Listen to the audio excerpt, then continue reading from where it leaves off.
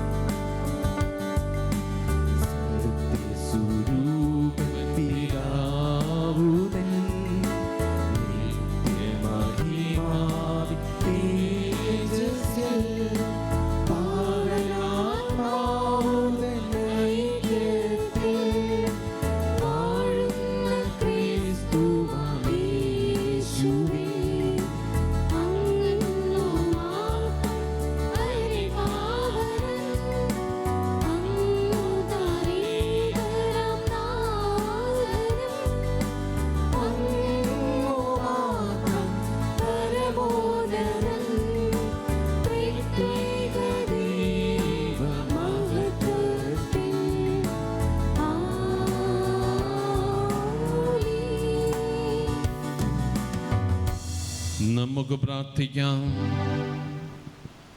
സർവശക്തനും നിത്യനുമായ ദൈവമേ, അങ്ങേ ദാസരോട് കരുണയായിരിക്കുകയും അങ്ങേ കൃപയുടെ ദാനങ്ങൾ കാരുണ്യപൂർവ്വം അവരുടെ മേൽ വർദ്ധമാനമാക്കുകയും ചെയ്യുമാറാകണമേ.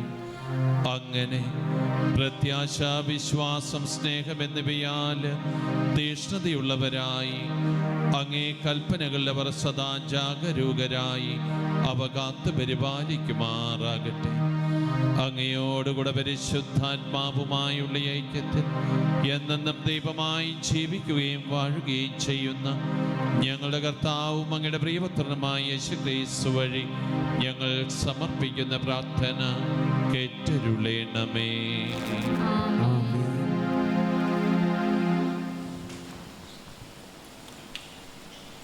ഉൽപ്പത്തി പുസ്തകത്തിൽ നിന്ന്. അക്കാലത്ത് മാമലയുടെ ഓക്കുമരത്തിന് സമീപം കർത്താവ് അബ്രഹാത്തിന് പ്രത്യക്ഷനായി.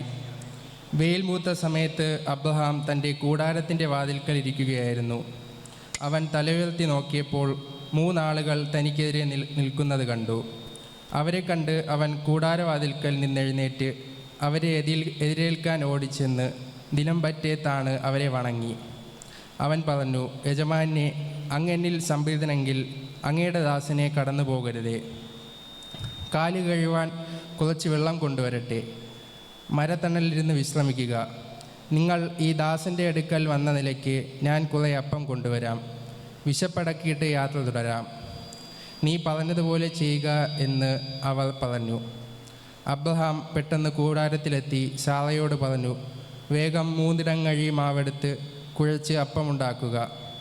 അവൻ ഓടിച്ചെന്ന് കാലിക്കൂട്ടിൽ നിന്ന് കൊഴുത്ത ഒരു ഇളം കാളക്കുട്ടിയെ പിടിച്ച് വേലക്കാരനെ ഏൽപ്പിച്ചു. ഉടനെ അവൻ അത് പാകം ചെയ്യാൻ തുടങ്ങി. അബ്രഹാം വെണ്ണയും പാലും പാകം ചെയ്ത മൂരിയിറച്ചിയും അവളുടെ മുമ്പിൽ വിളമ്പി. അവർ ഭക്ഷിച്ചുകൊണ്ടിരിക്കെ അവൻ മരത്തണലിൽ അവരെ പരിചരിച്ചുകൊണ്ട് നിന്നു. അവൾ അവനോട് ചോദിച്ചു, നിന്റെ ഭാര്യ സാറ എവിടെ? കൂടാരത്തിലുണ്ട്. അവൻ മറുപടി പറഞ്ഞു. കർത്താവ് പറഞ്ഞു, വസന്തത്തിൽ ഞാൻ തീർച്ചയായും തിരികെ വരും. അപ്പോൾ നിന്റെ ഭാര്യ സാറയ്ക്ക് ഒരു മകനുണ്ടായിരിക്കും. കർത്താവിൻ്റെ വചനം. ദൈവത്തിന് നന്ദി.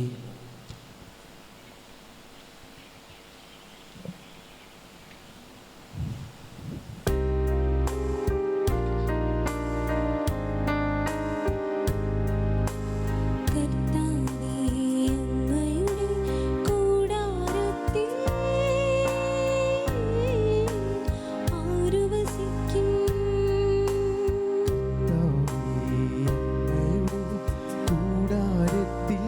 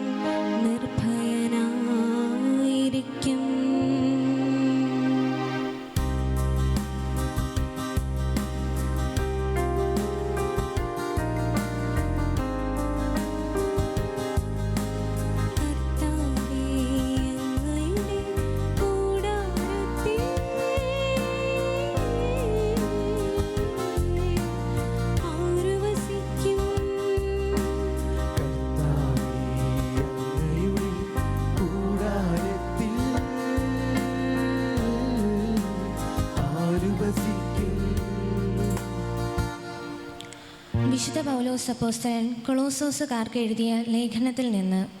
സഹോദരരെ, നിങ്ങളെ പ്രതിയുള്ള പീഡകളിൽ ഞാൻ സന്തോഷിക്കുന്നു.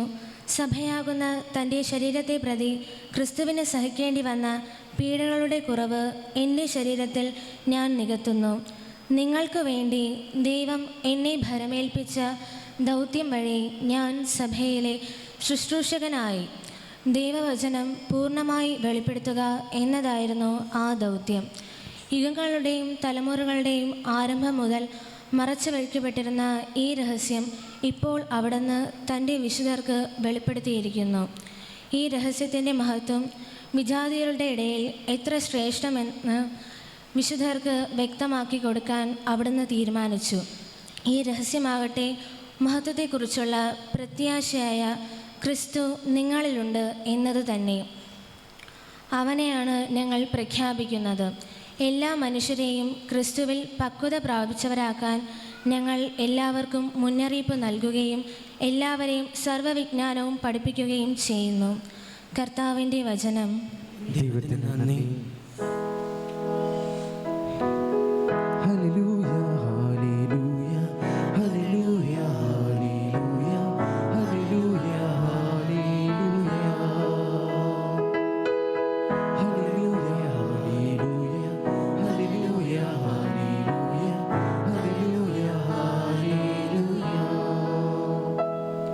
വചനം കേട്ട് ഉത്കൃഷ്ടം നിർമ്മലവുമായ ഹൃദയത്തിൽ അത് സംഗ്രഹിച്ച് ക്ഷമയോടെയും ഫലം പുറപ്പെടുവിക്കണമെന്ന് അനുഗ്രഹീതർ.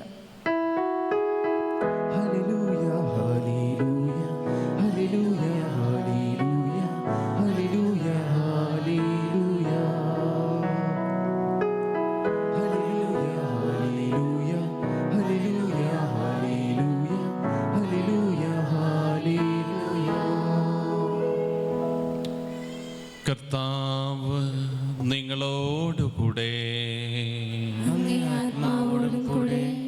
ലൂക്കായുടെ വിശുദ്ധ സുവിശേഷത്തിനുള്ള വായന.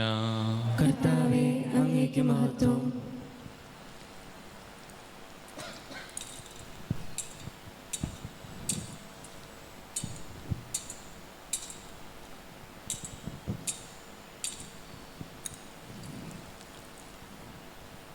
അക്കാലത്ത് യാത്രാമധ്യേ യേശു ഒരു ഗ്രാമത്തിൽ പ്രവേശിച്ചു.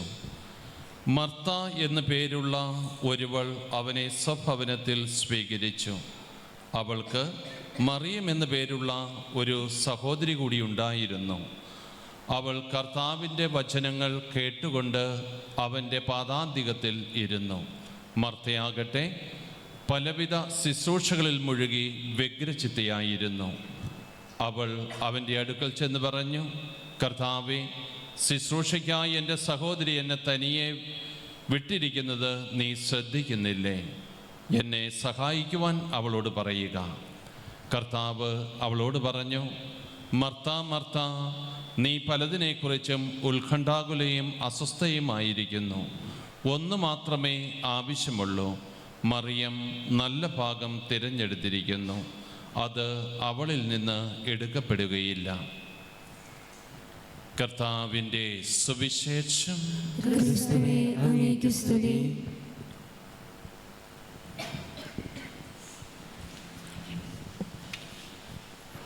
മിശിഹായിൽ ഏറ്റവും സ്നേഹം നിറഞ്ഞ മാതാപിതാക്കന്മാരെ, യുവജനങ്ങളെ, കുഞ്ഞുമക്കളെ,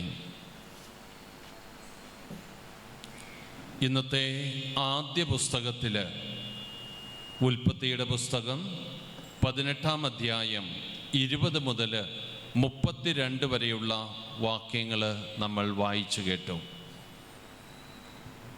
അബ്രാഹത്തെക്കുറിച്ചും സാറയെക്കുറിച്ചും അവരെ സന്ദർശിക്കുവാനായി കടന്നു വന്ന 3 ആളുകളെക്കുറിച്ചുമാണ് അതിൽ പ്രതിപാദിക്കുക. അതിലിപ്രകാരം പറയുകയാണ്, ഒരു ദിവസം കൂടാരത്തിന് വെളിയിലായിട്ട് അബ്രഹാം ഇരിക്കുകയായിരുന്നു. അദ്ദേഹത്തിൻ്റെ നേർക്ക് 3 പേര് വരുന്നത് അദ്ദേഹം ശ്രദ്ധിച്ചു. അദ്ദേഹം ഉടൻ തന്നെ പുറത്തേക്കിറങ്ങി അവരെ വളരെ ആദരപൂർവ്വം സ്വീകരിക്കുകയാണ്. അവർക്ക് വെള്ളം കൊടുത്തു. അതിനുശേഷം അവരെ മരത്തിൻ്റെ തണലിൽ ഇരിക്കുവാന്, വിശ്രമിക്കുവാന് അനുവദിച്ചു. അതിനുശേഷം ചോദിക്കാതെ തന്നെ അവരോട് ഇപ്രകാരം പറയുന്നുണ്ട്, ഞാൻ നിങ്ങൾക്ക് ആഹാരമുണ്ടാക്കി തരാം. അവർ പറഞ്ഞു, അങ്ങനെ തന്നെ ആകട്ടെ എന്ന്. ആഹാരമുണ്ടാക്കി അവർക്ക് കൊടുത്തു. അതിനുശേഷം അവരൊരു ചോദ്യം ചോദിക്കുന്നുണ്ട്, നിന്റെ ഭാര്യ സാറ എവിടെയാണ്? അവൾ കൂടാരത്തിലാണ് എന്ന് അദ്ദേഹം മറുപടി പറഞ്ഞു. അവരിപ്രകാരം അവരെ ആശീർവദിച്ചു പറഞ്ഞു, അടുത്ത വസന്തത്തിൽ ഞാൻ കടന്നു വരുമ്പോൾ നിനക്കൊരു കുഞ്ഞുണ്ടായിരിക്കും. സാറയ്ക്ക് അതത്രയ്ക്കങ്ങ് ദഹിച്ചില്ല എന്ന് വചനത്തിലും പറയുന്നുണ്ട്. അവൾ ഒന്ന് ചിരിക്കുക മാത്രമാണ് ചെയ്തത്. ഇത്രയും കാര്യങ്ങളാണ് ആദ്യത്തെ വായനയിൽ നമ്മൾ കേൾക്കുവാനിടയായത്. സുവിശേഷത്തിലേക്ക് കടന്നു വരുമ്പോൾ സമാനമായിട്ടുള്ള ഒരു കാര്യം ഇവിടെ അവതരിപ്പിക്കുകയാണ്. യേശുനാഥന് ബഥാനിയയിലെ ഒരു ഭവനത്തിലേക്ക് കടന്നു ചെന്നപ്പോൾ അദ്ദേഹത്തിന് പരിചയമുണ്ടായിരുന്ന ഒരു കുടുംബം തന്നെയായിരുന്നു. മർത്ത എന്ന് പറയുന്ന സഹോദരി വളരെ സ്നേഹത്തോടും ആദരവോടും കൂടി ക്രിസ്തുവിനെ സ്വാഗതം ചെയ്യുകയാണ്. അതോടൊപ്പം തന്നെ അവൾ വിവിധ ശുശ്രൂഷകളിൽ അദ്ദേഹത്തിന് യേശുവിന് എന്തെങ്കിലും കൊടുക്കുവാൻ, യേശുവിനോടൊപ്പമായിരിക്കുന്നവർക്ക് എന്തെങ്കിലും കൊടുക്കുവാനൊക്കെ ഒരു വ്യഗ്രചിത്തയിലായിരുന്നുവെന്ന് സുവിശേഷം നമ്മെ ഓർമ്മപ്പെടുത്തുകയാണ്. എന്നാൽ അവളുടെ സഹോദരിയായ മറിയം യേശുവിൻ്റെ പാദാന്തികത്തിലിരുന്ന് വചനം ശ്രവിക്കുന്നവളായിട്ട് മാറുന്നു. കർത്താവ് ഇപ്രകാരം പറയുന്നു, മറിയം നല്ല ഭാഗം തിരഞ്ഞെടുത്തു. ഇവിടുത്തെ ഒരു ചോദ്യം ഇതാണ്, മർത്ത അത്രയ്ക്ക് ഒരു മോശക്കാരിയാണോ? ഒരാൾ വീട്ടിലേക്ക് വന്നപ്പോൾ നമ്മുടെയൊക്കെ ഒരു മര്യാദയനുസരിച്ച് പാലില്ലെങ്കിൽ പോലും ഒരു ഗ്ലാസ് വെള്ളമെല്ലാം കൊടുക്കുമോ ഇല്ലയോ? ഇവിടെ ഇരിക്കുന്ന കൊടുക്കുമോ മക്കളെ? കൊടുക്കും. പാലില്ലെങ്കിൽ മേടിച്ചു കൊടുക്കും അല്ലേ? അപ്പോൾ മർത്ത ചെയ്തത് മറ്റൊന്നുമല്ല, ആഹാരം കൊടുക്കുക എന്നുള്ളൊരു ചിന്ത മാത്രമേ അവൾക്ക് ആദ്യം ഉണ്ടായിരുന്നുള്ളൂ. എന്നാൽ അവളുടെ സഹോദരി, ചില ചരിത്രകാരന്മാർ, നിരൂപകർ പറയുന്നു അവളൊരു മടിച്ചിയായിരുന്നു, അതുകൊണ്ട് അവിടെ ഇരുന്നു. പിന്നെ മറ്റൊന്ന് പറയുന്നുണ്ട്, പെണ്ണുങ്ങളാണ്, ചെറിയ അസൂയൊക്കെ ഉണ്ടാകും, ഒരുത്തി അവിടെ ഇരിക്കുന്നു, ഒരുത്തി ജോലി ചെയ്യുന്നു, അതുകൊണ്ട് എന്താണ് അവളെയും കൂടെ വിടാൻ പറയുന്നു, ഇങ്ങനെയൊക്കെ പറയുന്നുണ്ട്. എന്തു തന്നെ ആയിരുന്നാലും നമ്മൾ ഈ സുവിശേഷത്തിൽ നമ്മൾ ചിന്തിക്കേണ്ടത്, കർത്താവ് ഇപ്രകാരം പറയുകയാണ്, മറിയം നല്ല ഭാഗം തിരഞ്ഞെടുത്തു എന്ന് പറയുക. നിന്റെ ജീവിതത്തിൽ നീ വചനാധിഷ്ഠിതമായ ജീവിതത്തിലേക്ക് കടന്നു വരുവാൻ ദൈവം ഇവിടെ ആഗ്രഹിക്കുകയാണ്.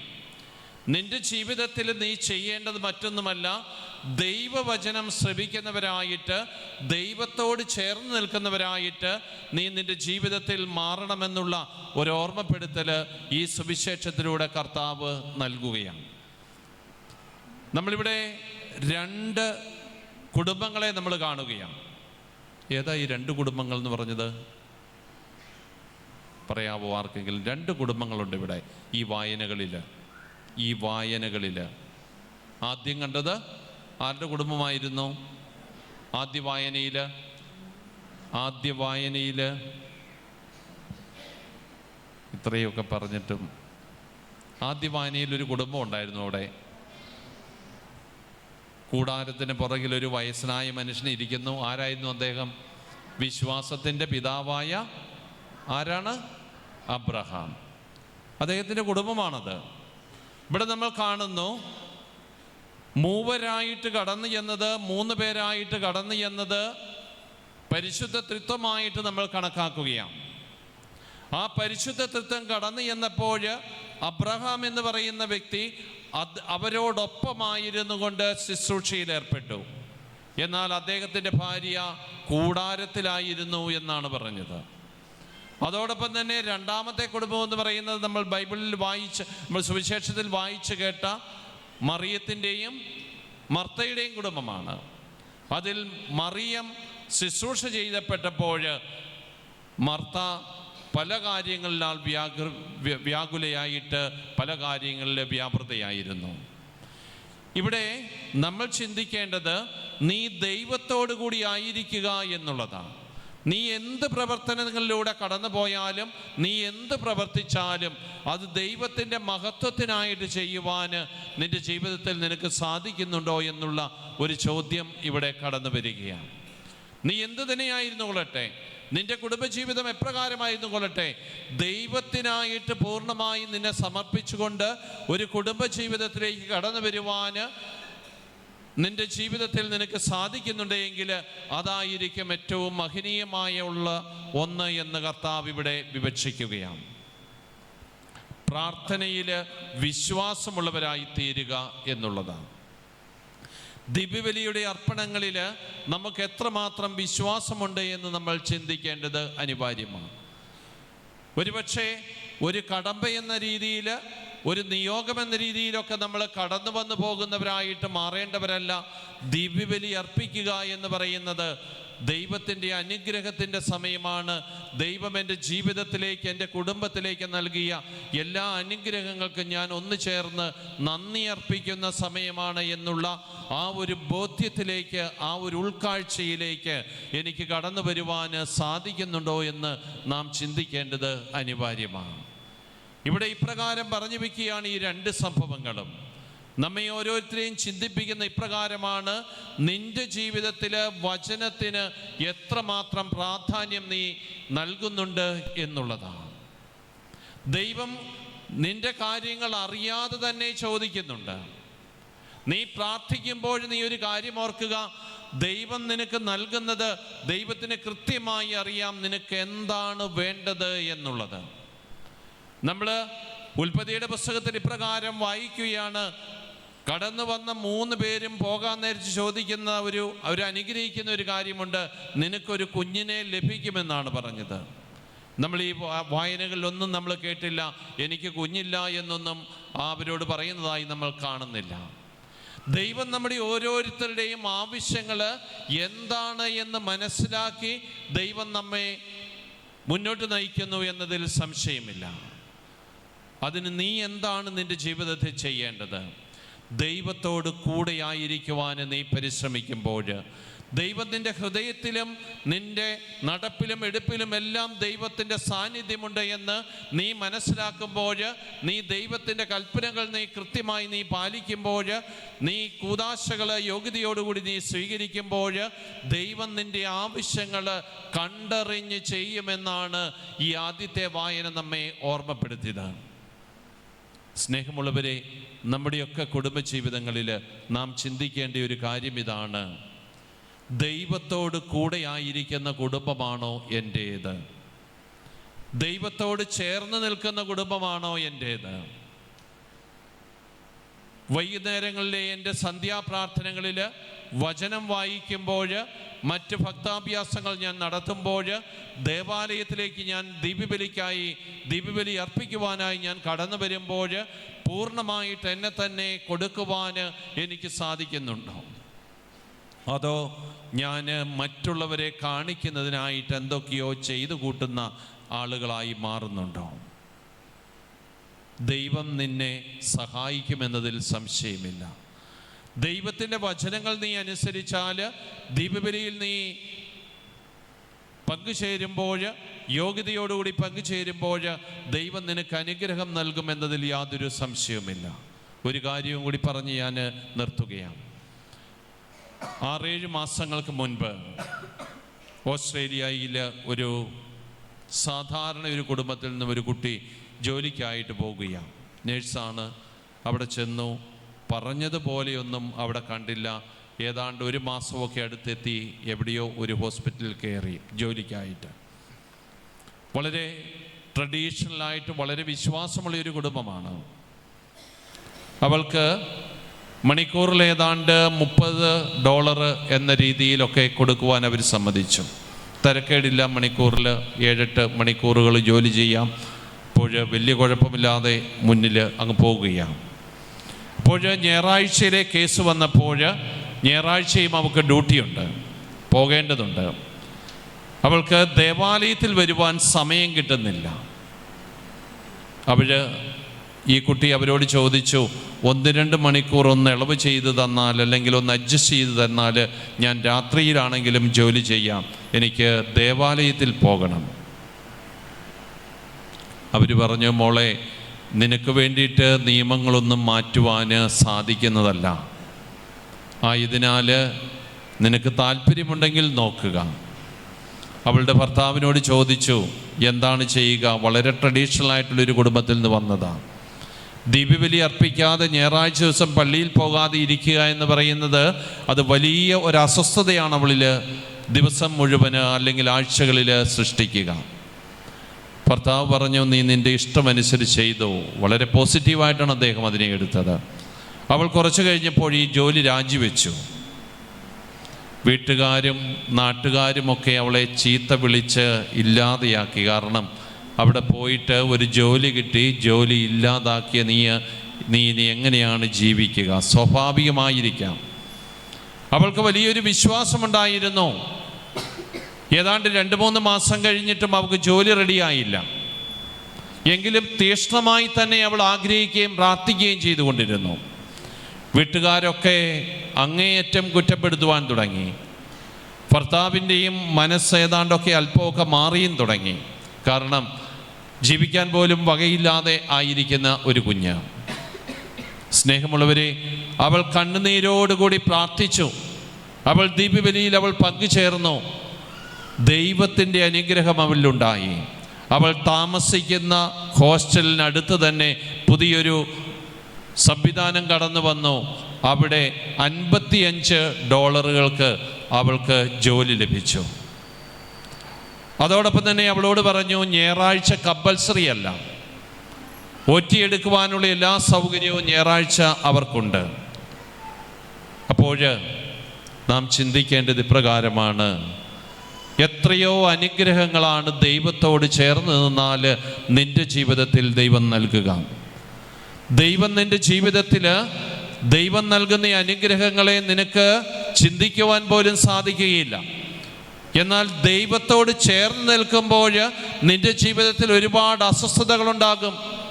നിൻ്റെ ജീവിതത്തിൽ നിന്ന് പല കാര്യങ്ങളും മാറ്റി നിർത്തേണ്ടി വരും. ദൈവത്തിന് ഉചിതമല്ലാത്ത, സഭയ്ക്ക് ഉചിതമല്ലാത്ത നമ്മുടെ നൈസർഗികമായ ജീവിതത്തിൽ പലപ്പോഴും കടന്നു വരുന്ന പല പ്രയാസങ്ങളെയും തടസ്സങ്ങളെയും നീ മാറ്റി നിർത്തുവാൻ തയ്യാറായി ദൈവവചനത്തിൽ നീ വിശ്വസിക്കുവാൻ തയ്യാറാകുമ്പോൾ, സ്നേഹമുള്ളവരെ, തീർച്ചയായും ദൈവത്തിൻ്റെ അനുഗ്രഹം അവിടെ ഉണ്ടാകുമെന്ന് ഈ ജീവനുള്ള അനുഭവം നമ്മെ പഠിപ്പിക്കുകയാണ്.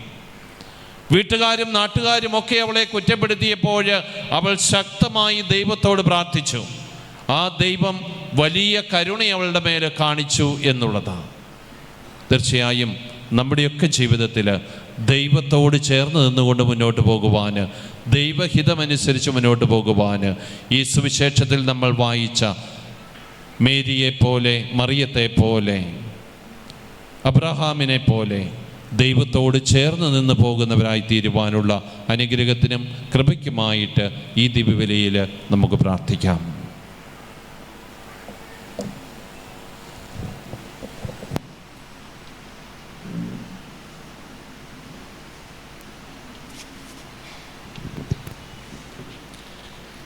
ഏകദൈവത്തിൽ ഞാൻ വിശ്വസിക്കുന്നു.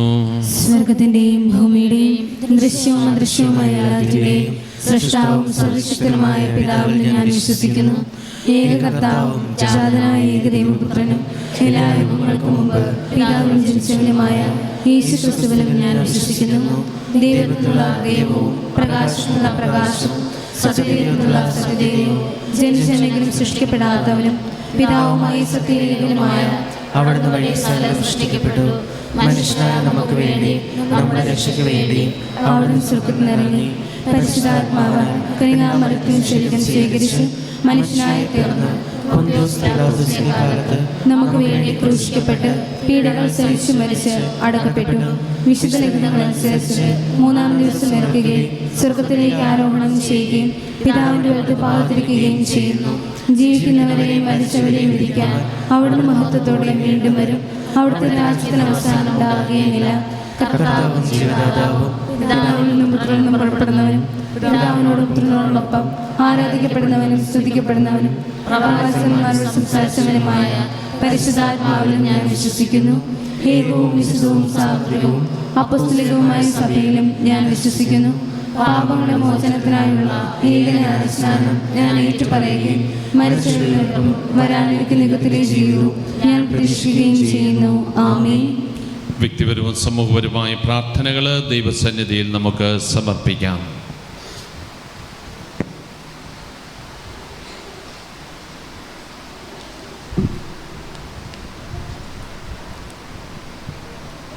സ്നേഹപിതാവായ ദൈവമേ, സഭയാകുന്ന അജഗണത്തെ വചനശോഭയാൽ നയിക്കുവാൻ അങ്ങ് തിരഞ്ഞെടുത്ത പരിശുദ്ധാത്മാവ് ലിയോ 14 മാർപ്പാപ്പയെയും എല്ലാ മെത്രാന്മാരെയും വൈദികരെയും പ്രത്യേകമായി ഞങ്ങൾക്ക് വേണ്ടി ഈ ബലിയിൽ അർപ്പിക്കുന്ന സജി തോമസ് അച്ഛനെയും അങ്ങേ പരിശുദ്ധാത്മാവിൻ്റെ വരദാനങ്ങളാൽ നിറയ്ക്കണമേ. ദൈവജനത്തെ വിശുദ്ധിയിൽ നയിക്കുവാൻ വേണ്ട ആയുരാരോഗ്യം നൽകി ഇവരെ അനുഗ്രഹിക്കണമേ എന്ന് അങ്ങയോട് ഞങ്ങൾ പ്രാർത്ഥിക്കുന്നു. കർത്താവേ, ഞങ്ങളുടെ പ്രാർത്ഥന കേൾക്കണമേ.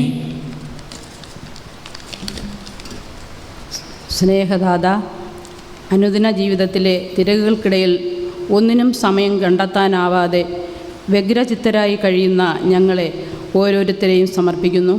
ജീവിതത്തിലെ ഏത് പ്രക്ഷുബ്ധാവസ്ഥയിലും മറിയത്തെപ്പോലെ അങ്ങേ പാദാന്ത്യത്തിലായിരുന്നുകൊണ്ട് വചന വെളിച്ചത്താൽ സന്തോഷവും സമാധാനവും കണ്ടെത്താൻ ഞങ്ങളെ അനുഗ്രഹിക്കണമേ എന്ന് അങ്ങയോട് ഞങ്ങൾ പ്രാർത്ഥിക്കുന്നു. കർത്താവേ, ഞങ്ങളുടെ പ്രാർത്ഥന കേൾക്കണമേ. സകലത്തിൻ്റെയും നിയന്താതാവായ ദൈവമേ, ഞങ്ങളുടെ രാജ്യത്തെ നയിക്കുന്ന എല്ലാ ഭരണാധികാരികളെയും ഞങ്ങൾ അങ്ങേ കരങ്ങളിൽ സമർപ്പിക്കുന്നു.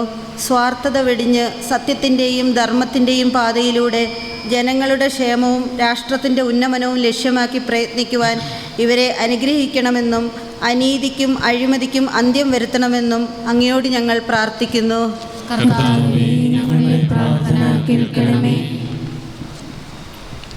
സ്നേഹനാഥ, ആത്മീയ ദാഹമായിട്ടാൻ യേശുനാഥൻ നൽകിയ ജീവൻ്റെ ജലം ആവോളം പാനം ചെയ്യുവാനും അവിടുത്തെ അനുഭവിക്കുവാനും ഓരോ ഇടവ മക്കളെയും പ്രാപ്തരാക്കണമേ. ഇന്ന് ബലിയർപ്പണത്തിന് ക്രമീകരണം ചെയ്ത പീറ്റർ കർണോഷ്യസ് BCC യൂണിറ്റിനെയും എല്ലാ കുടുംബ യൂണിറ്റുകളെയും നാഥൻ്റെ ദിവ്യചൈതന്യത്താൽ നിറച്ച് സജീവമാക്കുന്നതിനും സമ്പൂർണ്ണ ഫലം അണിയിക്കുന്നതിനും കൃപ നൽകണമെന്ന് അങ്ങയോട് ഞങ്ങൾ പ്രാർത്ഥിക്കുന്നു. കർത്താവേ, ഞങ്ങളുടെ പ്രാർത്ഥന കേൾക്കണമേ. സ്നേഹപിതാവേ, മരണം മൂലം ഞങ്ങളിൽ നിന്ന് വേർപെട്ട പൂർവികരെയും ആത്മീയ ഗുരുക്കന്മാർ ഉറ്റവരായ ബന്ധുജനങ്ങളെയും സമർപ്പിച്ച് പ്രാർത്ഥിക്കുന്നു. ഇവരെ കാരുണ്യപൂർവ്വം തൃക്കൺ പാർത്ത് നിത്യവിശ്രാന്തി നൽകണമെന്ന് ഞങ്ങൾ പ്രാർത്ഥിക്കുന്നു. കർത്താവേ, ഞങ്ങളുടെ പ്രാർത്ഥന കേൾക്കണമേ. ഒരു നിമിഷം കണ്ണുകളടച്ച് കരങ്ങൾ കൂപ്പി ദൈവം നൽകിയ എല്ലാ കൃപകൾക്കും അനുഗ്രഹങ്ങൾക്കും നമുക്ക് അവിടുത്തോട് നന്ദി അർപ്പിക്കാം. സ്നേഹപിതാവായ ദൈവമേ, ഞങ്ങളുടെ ഇടവകയിലുള്ള എല്ലാ കുടുംബങ്ങളെയും വിനയപൂർവ്വം അവിടുത്തെ തിരുസന്നിധിയിൽ ഞങ്ങൾ സമർപ്പിക്കുന്നു. യേശുനാഥൻ നസ്സസിൽ വളർന്നു വന്നതുപോലെ പ്രായത്തിലും ജ്ഞാനത്തിലും അറിവിലും വിവേകത്തിലും മാതാപിതാക്കന്മാർക്ക് വിധേയരായി വളർന്നു വരുവാനുള്ള വലിയ കൃപയും അനുഗ്രഹവും ഞങ്ങളുടെ കുഞ്ഞുങ്ങളിലേക്ക് അവിടെ നൽകുമാറാകണമേ. അവിടുത്തെ പരിശുദ്ധാത്മാവിനാൽ അവരെ നിറയ്ക്കുമാറാകണമേ. ഞങ്ങളുടെ ഇടവകയിലും പരിസരങ്ങളിലും രോഗികളായിരിക്കുന്നവർ, കിടപ്പ് രോഗികളായിരിക്കുന്നവർ, ആശുപത്രിയിലായിരിക്കുന്ന എല്ലാ മക്കളെയും അവിടുത്തെ തൃക്കരത്താൽ അവിടുന്ന് തൊട്ട് സുഖപ്പെടുത്തുമാറാകണമേ. കർത്താവായ ക്രിസ്തു വഴി ഞങ്ങൾ സമർപ്പിക്കുന്ന പ്രാർത്ഥന കേട്ടരുളണമേ. ആമേൻ.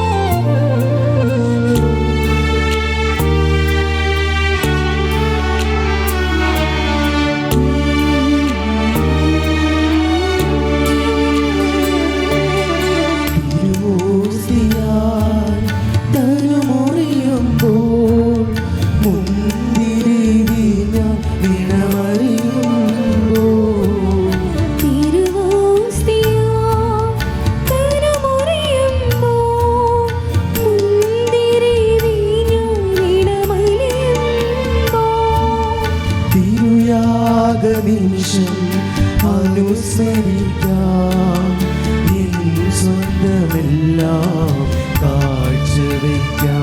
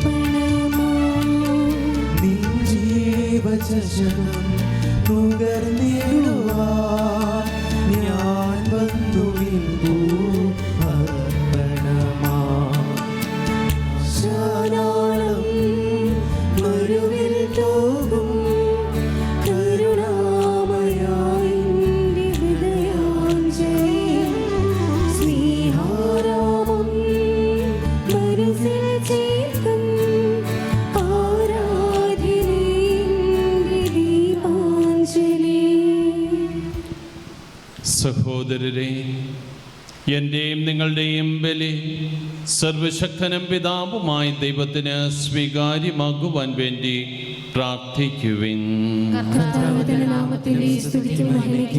നമ്മുടെയും അവിടുത്തെ തിരുസഭ മുഴുവന്റെയും നന്മയ്ക്കുമായി അങ്ങേ കരങ്ങളിൽ നിന്ന് ഈ ബലി സ്വീകരിക്കുമാറാകട്ടെ. കർത്താവേ, ഈ കാണിക്കകൾ ദയാപൂർവം വിശുദ്ധീകരിക്കുകയും ആത്മീയ ബലിയുടെ അർപ്പണം സ്വീകരിച്ച് ഞങ്ങളെ തന്നെ അങ്ങേക്ക് നിത്യമായൊരു കാണിക്കയായി തീർക്കുകയും ചെയ്യണമെന്ന് ഞങ്ങൾ പ്രാർത്ഥിക്കുന്നു. ഞങ്ങളുടെ കർത്താവായ ക്രിസ്തു വഴി ഞങ്ങൾ സമർപ്പിക്കുന്ന പ്രാർത്ഥന കേട്ടരുളേണമേ. കർത്താവ് നിങ്ങളോട് കൂടെ, ആത്മാവോടും കൂടെ. ഹൃദയങ്ങൾ ഉയർത്തുവിൻ. കർത്താവിലേക്ക് ഞങ്ങൾ ഉയർത്തിയിരിക്കുന്നു. നമ്മുടെ കർത്താവായ ദൈവത്തിന് നന്ദി പ്രകാശിപ്പിക്കാം. കർത്താവേ, പരിശുദ്ധനായ പിതാവേ, സർവശക്തനും നിത്യനുമായ ദൈവമേ, എങ്ങും എപ്പോഴും അങ്ങേക്ക് ഞങ്ങൾ കൃതജ്ഞതയർപ്പിക്കുന്നത് യഥാർത്ഥത്തിൽ ഉചിതവും ന്യായവും യോഗ്യവും രക്ഷാകരവുമാണല്ലോ. പരിശുദ്ധാത്മാവിനാൽ മനുഷ്യാവതാരം ചെയ്യുകയും കന്യകയിൽ നിന്ന് ജാതനാവുകയും ഞങ്ങൾക്ക് രക്ഷകനും ഉദ്ധാരകനുമായി അവിടുന്ന് നയിക്കുകയും ചെയ്ത അങ്ങേ വചനം വഴി അങ്ങ് സമസ്തവും സൃഷ്ടിച്ചു. അങ്ങേ തിരുവുള്ളം നിറവേറ്റിക്കൊണ്ടും പരിശുദ്ധമായൊരു ജനത്തെ അങ്ങേക്ക് നേടിയെടുത്തുകൊണ്ടും പീഡാസകനങ്ങളിൽ കൈകൾ വിരിച്ച് അവിടുന്ന് മരണം ഉന്മൂലനം ചെയ്യുകയും ഉത്ഥാനം ഞങ്ങൾക്ക് വെളിപ്പെടുത്തുകയും ചെയ്തു. ആകയാൽ മാലാഖമാരോടും എല്ലാ വിശുദ്ധരോടും ചേർന്ന് അങ്ങേ മഹത്വം പ്രകീർത്തിച്ച് ഞങ്ങൾ ഏകസ്വരത്തിൽ ആലപിക്കുന്നു.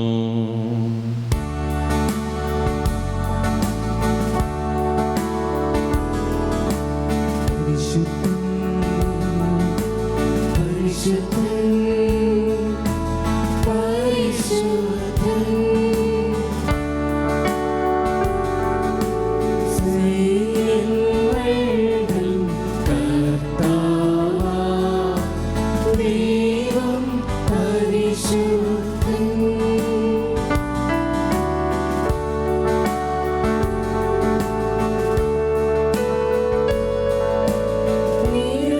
നിരുപമമങ്ങേ മഹിമകളാൽ നിറഞ്ഞു മഹിയും പിണ്ടനവും. ഹോസാന ഹോസാന അത്യുന്നതങ്ങളിൽ ഹോസാന.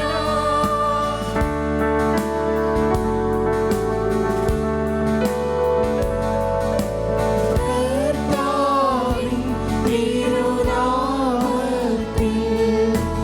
വരുവോനേറ്റം ധന്യരുമാ. ഹോസാന ഹോസാന അത്യുന്നതങ്ങളിൽ ഹോസാന. കർത്താവേ, സർവവിശുദ്ധിയുടെയും ഉറവിടമായ അങ്ങ് സത്യമായും പരിശുദ്ധനാകുന്നു. ആകയാൽ അങ്ങേ ആത്മാവാൽ മഞ്ഞുകണമ്പോൾ ഈ കാണിക്കകൾ പവിത്രമാക്കേ. അങ്ങനെ ഞങ്ങൾക്കായി ഞങ്ങളുടെ കർത്താവായ യേശുക്രിസ്തുവിൻ ശരീരം രക്തവുമായി തീരുമാറാകട്ടെ.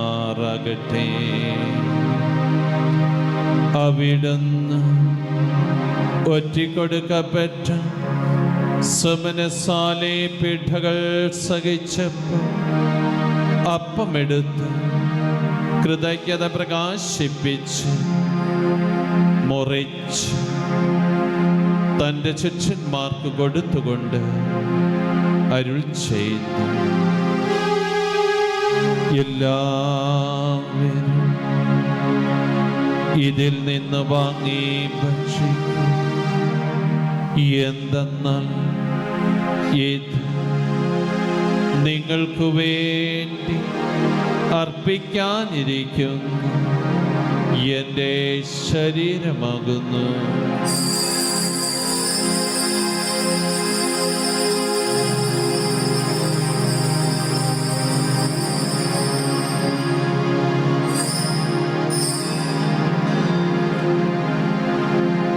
അപ്രകാരം അത്താഴം കഴിഞ്ഞ് പാനപാത്രമെടുത്ത് വീണ്ടും അങ്ങേക്ക് കൃതജ്ഞത പ്രകാശിപ്പിച്ച് തൻ്റെ ശിഷ്യന്മാർക്ക് കൊടുത്തുകൊണ്ട് അരുൾ ചെയ്തു, എല്ലാവരും വാങ്ങി ഇതിൽ നിന്നും കുടിക്കൂ.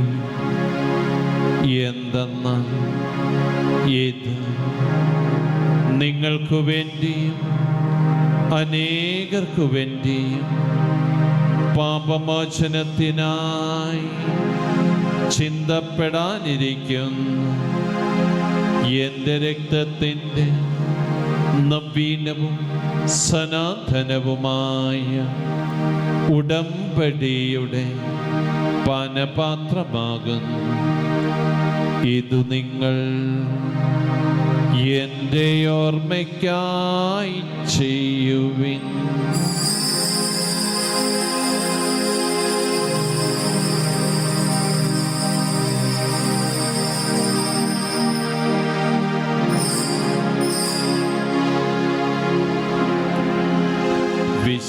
വിശ്വാസത്തിൻ്റെ രഹസ്യം, ഞങ്ങളീയപ്പം ഭക്ഷിക്കുകയും ഈ പാനപാത്രത്തിൽ നിന്ന് കുടിക്കുകയും ചെയ്യുമ്പോഴെല്ലാം കർത്താവേ, അങ്ങ് വീണ്ടും വരുന്നതുവരെ അങ്ങേ മരണം ഞങ്ങൾ പ്രഖ്യാപിക്കുന്നു.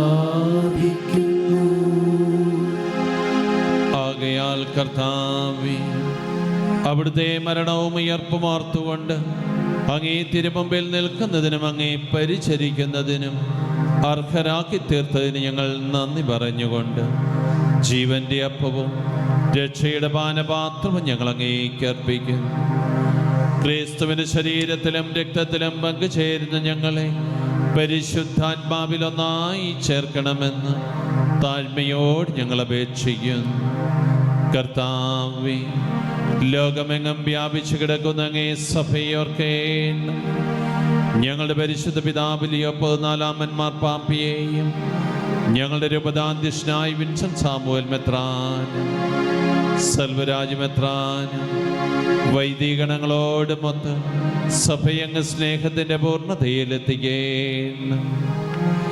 ഉയർപ്പിൻ്റെ പ്രത്യാശയോടെ നിദ്ര കൊള്ളുന്ന ഞങ്ങളുടെ സഹോദരങ്ങളെ അങ്ങേ കാരുണ്യത്തിൽ മരണമടഞ്ഞ സകലരെയും അങ്ങോർക്കുകയും അങ്ങേ മുഖത്തിൻ്റെ പ്രകാശത്തിലേക്ക് അവരെ സ്വീകരിക്കുകയും ചെയ്യണം. ഞങ്ങളെല്ലാവരിലും കനിയണമെന്ന് ഞങ്ങൾ പ്രാർത്ഥിക്കുന്നു. അങ്ങനെ മാതാവായ പരിശുദ്ധ കന്യകാമറിയത്തോടും ആ കനിയുടെ ഭർത്താവായ ഭാഗ്യപ്പെട്ട യോസേപ്പിനോടും അനുഗ്രഹീതരായ അപ്പസ്തോലന്മാരോടും കാലാകാലങ്ങളിൽ അങ്ങേ പ്രസാദിപ്പിച്ച സകല വിശുദ്ധരോടുമൊത്ത് നിത്യജീവനിൽ പങ്കുചേരാൻ ഞങ്ങളെ അർഹരാക്കുകയും അങ്ങേ പുത്രനായ യേശുക്രിസ്തു വഴി ഞങ്ങളങ്ങേ സ്തുതിക്കുകയും മഹത്വപ്പെടുത്തുകയും ചെയ്യുമാറാകട്ടെ. ക്രിസ്തുവിനോട് ക്രിസ്തുവിനോട് കൂടെ ക്രിസ്തുവിൽ തന്നെ സർവശക്തനായ ദൈവവും പിതാവുമായ അങ്ങേക്ക് പരിശുദ്ധാത്മാവുമായുള്ള ഐക്യത്തിൽ എല്ലാ ബഹുമതിയും മഹത്വവും എന്നും എന്നേക്കും.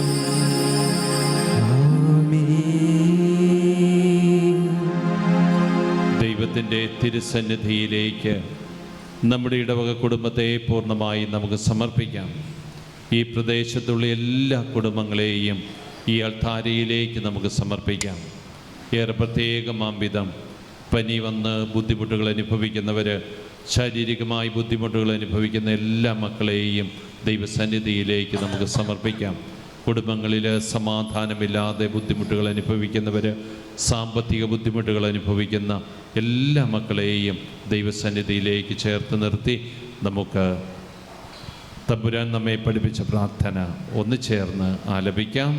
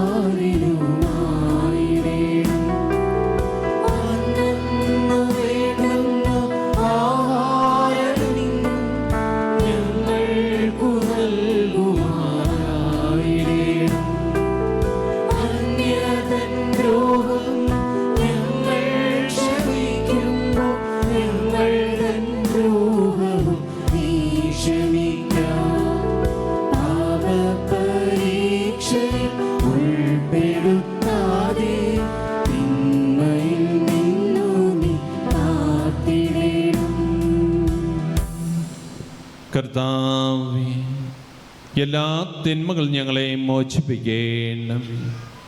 ഞങ്ങളുടെ ദിനങ്ങളിൽ സമാധാനം കനിവാർന്ന് നൽകണം.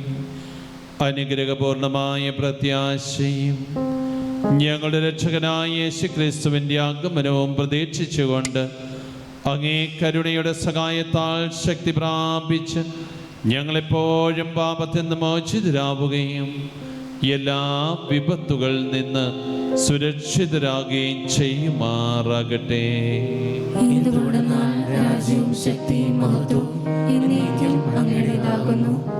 സമാധാനം ഞാൻ നിങ്ങൾക്ക് നൽകുന്നു, എൻ്റെ സമാധാനം നിങ്ങൾക്ക് ഞാൻ തരുന്നുവെന്ന് അങ്ങേ അപ്പസ്തോലന്മാരോട് അരുളി ചെയ്ത കർത്താവായ യേശുക്രിസ്തുവേ, ഞങ്ങളുടെ പാപങ്ങളല്ല, പിന്നെ അങ്ങേ സഭയുടെ വിശ്വാസം തീർക്കാൻ പാർത്ത് അങ്ങേ തിരുവുള്ളമനുസരിച്ച് സഭയ്ക്ക് സമാധാനവും ഐക്യവും നൽകുവാൻ കനിയേണം. എന്നെന്നും ജീവിക്കുകയും വാഴുകയും ചെയ്യുന്ന അങ്ങ് ഈ പ്രാർത്ഥന കേട്ടരുളേണമേ. കർത്താവിൻ്റെ സമാധാനം നിങ്ങളോടുകൂടി എപ്പോഴും ഉണ്ടാകുമാറാകട്ടെ. നമുക്ക് പരസ്പരം സമാധാനം ആശംസിക്കാം.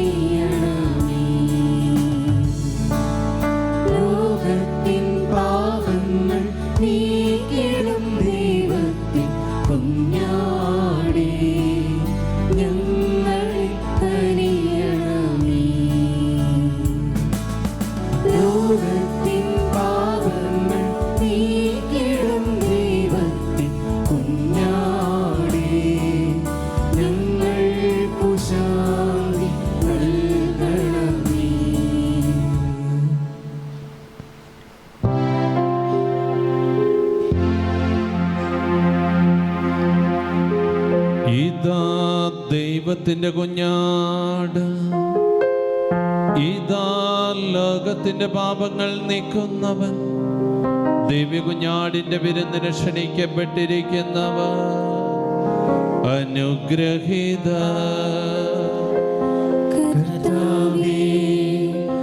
അങ്ങയുടെ ഭവനത്തിൽ പ്രവേശിക്കാൻ ഞാൻ യോഗ്യനല്ല. അങ്ങ് ഒരു വാക്ക് ഉച്ചരിച്ചാൽ മാത്രം മതി, എന്റെ ആത്മാവ് സുഖം പ്രാപിക്കും. ക്രിസ്തുവിന്റെ തിരുശരീരവും തിരുരക്തവും നമ്മെ നിത്യജീവിതത്തിലേക്ക് നയിക്കുമാറാകട്ടെ. ആമേൻ.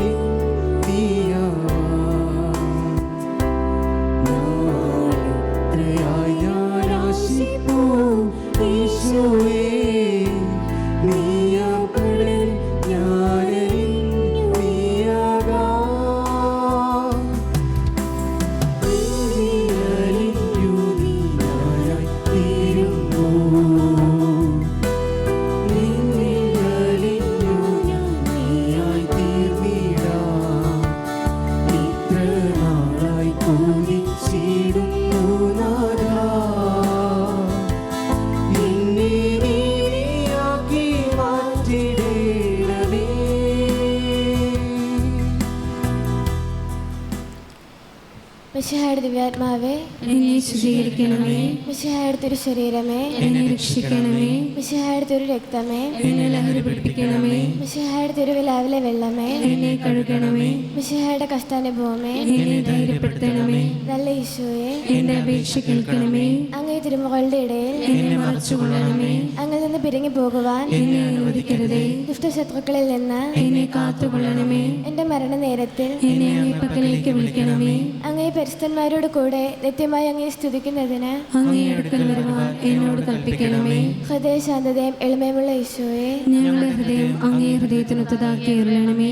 വൈദികർക്ക് വേണ്ടിയുള്ള പ്രാർത്ഥന. നിത്യപുരോഹിതനായ ഈശോയെ, അങ്ങേ ദാസന്മാരായ വൈദികർക്ക് യാതൊരു ആപത്തും വരാതെ അങ്ങയുടെ തിരുഹൃദയത്തിൽ അഭയം നൽകണമേ. അങ്ങയുടെ പരിശുദ്ധമായ ശരീരം ദിവസം തോറും എടുക്കുന്ന അവരുടെ അഭിഷിക്ത കരങ്ങൾ മലിനമാകാതെ സംരക്ഷിക്കണമേ. അങ്ങയുടെ അമൂല്യമായ തിരുരക്തത്താൽ നനയുന്ന അവരുടെ നാവുകൾ നിർമ്മലമായി കാത്തുകൊള്ളണമേ. ശ്രേഷ്ഠമായ അങ്ങയുടെ പൗരോഹിത്യത്തിന്റെ മഹനീയ മുദ്ര പതിപ്പിച്ചിരിക്കുന്ന അവരുടെ ഹൃദയങ്ങളെ ലോകവസ്തുക്കളിൽ നിന്ന് അകറ്റുകയും സംശുദ്ധമായി കാത്തുകൊള്ളുകയും ചെയ്യണമേ. അങ്ങയുടെ ദിവ്യ സ്നേഹം അവരെ ലോകതന്ത്രങ്ങളിൽ നിന്ന് സംരക്ഷിക്കട്ടെ. അവരുടെ പ്രയത്നങ്ങൾ ഫലസമൃദ്ധങ്ങളായി ഭവിക്കട്ടെ. അവരുടെ ശുശ്രൂഷ ലഭിക്കുന്നവർ ഇഹത്തിൽ ആനന്ദവും ആശ്വാസവും പരത്തിൽ നിത്യസൗഭാഗ്യവും അനുഭവിക്കട്ടെ. ആമേൻ. വൈദികരുടെ രാജ്ഞായ മറിയമേ, വൈദികർക്ക് വേണ്ടി പ്രാർത്ഥിക്കണമേ.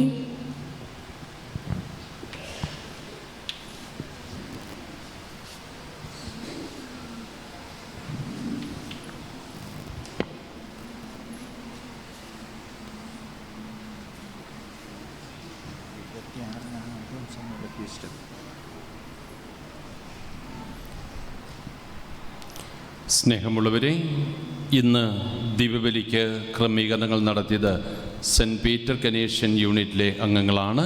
പ്രത്യേകമായിട്ടുള്ള നന്ദിയും സ്നേഹവും അവരെ അറിയിക്കുകയും കൊച്ചുപള്ളിയുടെ ആഹാര ക്രമീകരണങ്ങൾക്കുള്ള സഹായം ചെയ്യണമെന്ന് സ്നേഹപൂർവ്വം ഓർമ്മപ്പെടുത്തുകയും ചെയ്യുന്നു.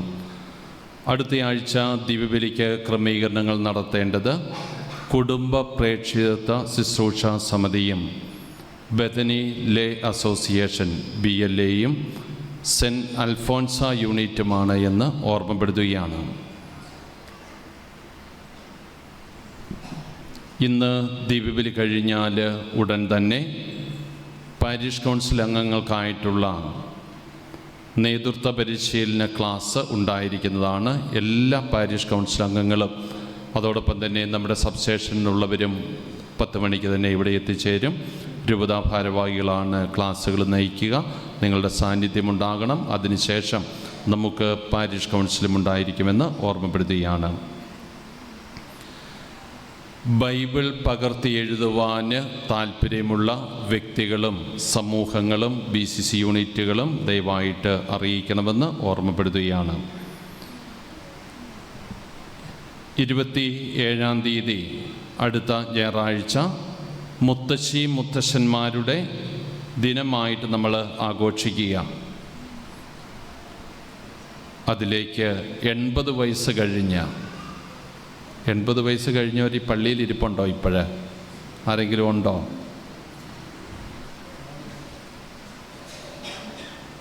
എഴുപത്തഞ്ച് വയസ്സ് കഴിഞ്ഞവർ ജോൺ സാർ അടക്കമുള്ളവരുണ്ടെന്നാണ് എനിക്ക് തോന്നുന്നത്. 80 എന്നുള്ള ഒന്നുകൂടി കുറയ്ക്കാമെന്ന് തോന്നുന്നു. 80 വയസ്സുള്ളവർ എത്ര പേര് പള്ളി വരുന്നുള്ളത് എനിക്കറിയത്തില്ല. 75 വയസ്സുള്ളവരൊന്ന് കൈയൊന്ന് പൊക്കുമോ, വെറുതെ കാണാൻ വേണ്ടിയിട്ടാണ്, ബുദ്ധിമുട്ടില്ലെങ്കിൽ. ഓക്കെ, 75 വയസ്സിന് മുകളിലോട്ടുള്ള 75 വയസ്സ് തികഞ്ഞിരിക്കണം, അങ്ങനെയുള്ളവരെ നമുക്ക് ആദരിക്കാം. അത് വലിയ മുത്തച്ഛനും മുത്തശ്ശിയും ഒന്നും അല്ല, അവർ ചെറുപ്പക്കാർ തന്നെയാണ്. 80 വയസ്സെന്ന് ഞാനിപ്പോഴാണ് ഞാൻ ഓർത്തത്. 80 വയസ്സെന്നാണ് സെക്രട്ടറി എനിക്ക് എഴുതി തന്നെങ്കിൽ തന്നെയും അത് 75 വയസ്സ് നമുക്ക് ഫിക്സ് ചെയ്യാം. വരുന്ന ആളുകൾ, പള്ളിയിൽ വരുന്നവർക്ക് ദയവായിട്ട് ഓർക്കുക, മറ്റൊന്നും നിങ്ങൾ ചിന്തിക്കരുത്, പള്ളിയിൽ വരുന്നവരെ ആദരിക്കുന്നു എന്നുള്ളതാണ് അതിനകത്ത്. അപ്പോൾ 75 വയസ്സായ എല്ലാവരെയും പള്ളിയിൽ കൊണ്ടുവരിക. കുടുംബ പ്രേക്ഷിത ശുശ്രൂഷ സമിതി അതിൻ്റെ ഒരു ലിസ്റ്റ് ശേഖരിക്കുകയും ചെയ്യണമെന്ന് സ്നേഹപൂർവ്വം ഓർമ്മപ്പെടുത്തിയാണ്. നമ്മൾ മുത്തശ്ശി മുത്തശ്ശന്മാരുടെ ദിനം നമ്മൾ ആഘോഷമാക്കി മാറ്റും. അവർ നമ്മുടെ ജീവിതത്തിൻ്റെ വലിയ ഒരു ഭാഗമാണ്, അതും ഓർക്കുക.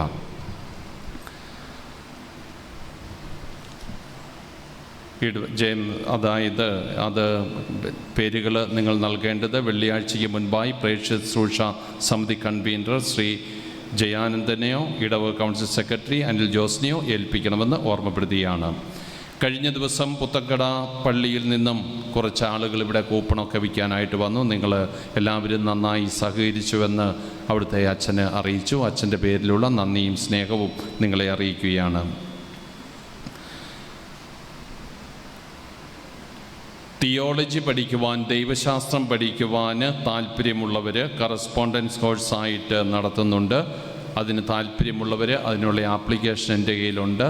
വിശദാംശങ്ങൾ ആപ്ലിക്കേഷൻ ആവശ്യമുള്ളവർക്ക് നൽകുന്നതാണ് എന്ന് ഓർമ്മപ്പെടുത്തുന്നു. അപ്പോൾ ഇന്ന് പിതാവ് ആഗ്രഹിക്കുന്ന പോലെ ഒരിടവകയിൽ നിന്നും കുറഞ്ഞത് 3 പേരെങ്കിലും ഉണ്ടാകണമെന്ന് ആഗ്രഹിക്കുകയാണ്. അതോടൊപ്പം തന്നെ സെക്കൻഡ് സാറ്റർഡേയിൽ മാത്രമായിരിക്കും ക്ലാസ് ഉണ്ടാകുക. ക്ലാസ് നടക്കുന്നത് 9:30 മണി മുതൽ 4:30 വരെ മാറനല്ലൂർ ക്രൈസ്റ്റ് കോളേജിന് സമീപമുള്ള സമുന്യ മിഷൻ വിഷൻ സെൻറ്ററിൽ വെച്ചായിരിക്കുമെന്നും ഓർമ്മപ്പെടുത്തുന്നു. നെയ്യാറ്റിൻകര ബാലരാമപുരം ഫൊറോനയുടെ നേതൃത്വത്തിൽ ഈ വരുന്ന 10-ാം തീയതി ഉച്ചയ്ക്ക് 2 മണിക്ക് 4ാം ക്ലാസ് മുതലുള്ള വിദ്യാർത്ഥിനികൾക്കായിട്ടുള്ള ഒരു ലഹരി വിരുദ്ധ പ്രോഗ്രാം നമ്മുടെ ഫൊറോനയാണത് നടത്തുക. 3 സോണായി തിരിച്ചാണത് നടത്തുന്നത്. അടുത്ത ആഴ്ച ബാലരാമപുരത്ത് വെച്ച് നടക്കുന്നു.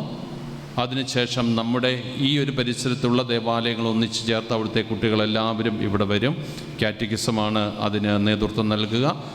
അതിനുശേഷം 17-ാം തീയതി കിടാരക്കുഴി ദേവാലയത്തിൽ വെച്ചും ഇതേ ക്ലാസ് തന്നെ നടക്കുന്നതാണ്.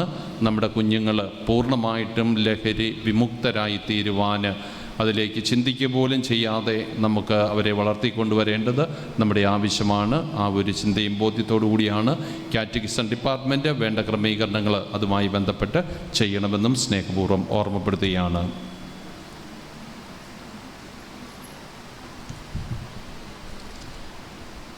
കാറ്റഗിസത്തിൻ്റെ അറിയിപ്പുകൾ. ബിപ്കാറ്റ് സംഗമം ജൂലൈ മാസം 24-ാം തീയതി വ്യാഴാഴ്ച രാവിലെ 9 മണി മുതൽ 2 മണി വരെ ലോഗോസ് പാസ് സെൻറ്ററിൽ വെച്ച് നടക്കുകയാണ്. പങ്കെടുക്കേണ്ടവർ മതബോധന സമിതിയിലെ HM, assistant HM, secretary, treasurer, PTA president, സാഹിത്യ സമാജം കൺവീനർ, മതബോധനത്തിൻ്റെ head boy and head girl എന്നിവരാണ് അതിൽ പങ്കുകാരാകേണ്ടത്. അവരുടെ പൈസകളൊക്കെ നമ്മൾ അടച്ചിട്ടുണ്ട്. അത് എല്ലാവരും അതിൽ പങ്കുചേരണമെന്ന് ഓർമ്മപ്പെടുത്തുന്നു. സാഹിത്യ സമാജം അടുത്ത ഞായറാഴ്ച മതബോധന സമിതിയുടെ നേതൃത്വത്തിലുള്ള സാഹിത്യ സമാജത്തിൻ്റെ ഉദ്ഘാടനം 1ാം ഗ്രൂപ്പിൻ്റെ പ്രോഗ്രാമും ഉണ്ടായിരിക്കുന്നതാണെന്ന് ഓർമ്മപ്പെടുത്തുകയാണ്. എല്ലാ കുട്ടികളും അധ്യാപകരും അതിൽ പങ്കുകാരാകണമെന്നും സ്നേഹപൂർവ്വം ഓർമ്മപ്പെടുത്തുകയാണ്. ദിവ്യബലി കഴിഞ്ഞാൽ ഉടൻ തന്നെ പാരിഷ് കൗൺസിൽ അംഗങ്ങൾ എല്ലാവരും ഇവിടെ ആയിരിക്കുക. നിങ്ങൾക്ക് വേണ്ടിയുള്ള ഒരു ഹ്രസ്വമായിട്ടുള്ള ഒരു ട്രെയിനിങ്സ് അറേഞ്ച് ചെയ്തിട്ടുണ്ട്. അതിൽ പങ്കുചേരുകയും തുടർന്ന് പാരിഷ് കൗൺസിൽ ഉണ്ടാവുകയും ചെയ്യുന്നതാണ്.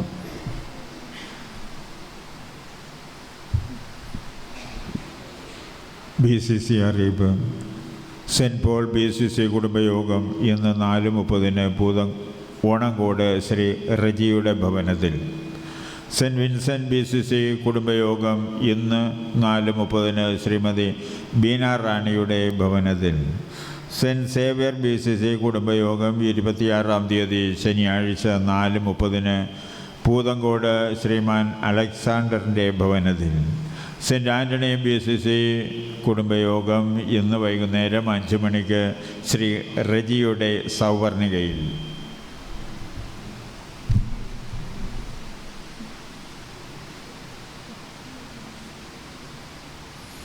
നമുക്ക് പ്രാർത്ഥിക്കാം.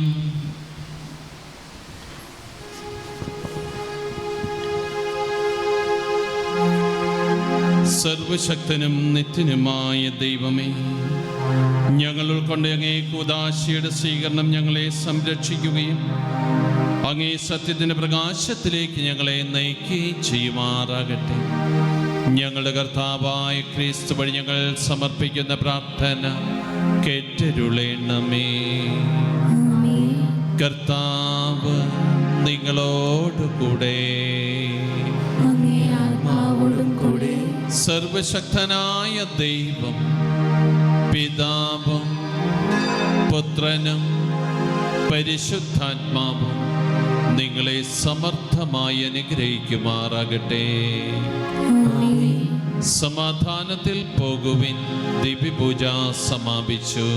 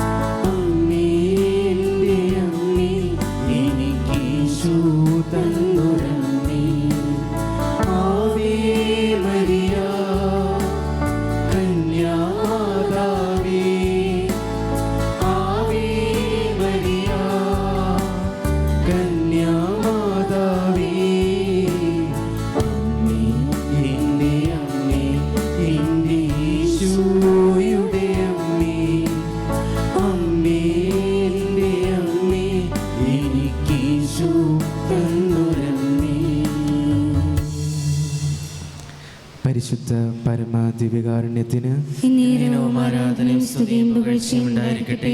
പരിശുദ്ധ പരമാദിവ്യകാരുണ്യത്തിന് ആരാധനയും സ്തുതിയും പുകഴ്ചയും ഉണ്ടായിരിക്കട്ടെ. പരിശുദ്ധ പരമാദിവ്യകാരുണ്യത്തിന് ആരാധനയും സ്തുതിയും പുകഴ്ചയും ഉണ്ടായിരിക്കട്ടെ. വിശുദ്ധ കുരിശിൻ്റെ അടയാളത്താലെ ഞങ്ങളുടെ ശത്രുക്കളിൽ നിന്ന് ഞങ്ങളെ രക്ഷിക്കുക ഞങ്ങളുടെ തമ്പുരാനെ. പിതാവിൻ്റെയും പുത്രൻ്റെയും പരിശുദ്ധാത്മാവിൻ്റെയും നാമത്തിൽ ആമേൻ.